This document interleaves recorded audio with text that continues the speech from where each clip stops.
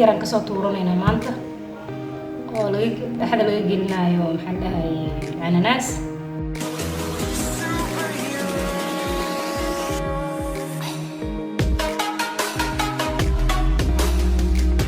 waxaan samaysanaynaa keeg waxaan rabaa inaan dhexda ka geliyo cananaaskaas marka ilaahay noo fududeeyo nala daawada nala cuna insha allah waxaan haystaa hal koob oo sonkor ah kan labadiisoo bur ah hal koob oo saliid ah iyo bakinka iyo caraf saliid lagu daraayay afar xabo ukun insha allah sonkortaana waxaa lagu sameynayaa cananaaska waa la karinayaa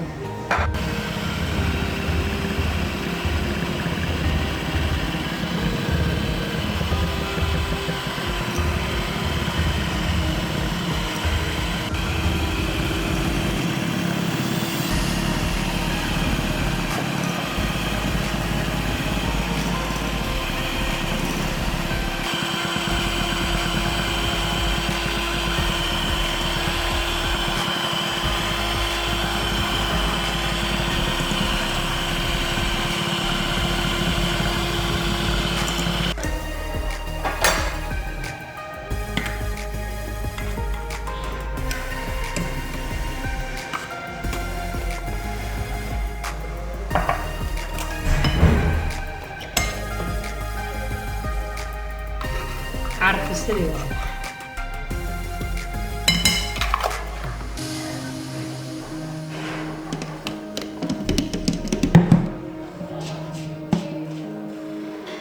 ونوع دماطي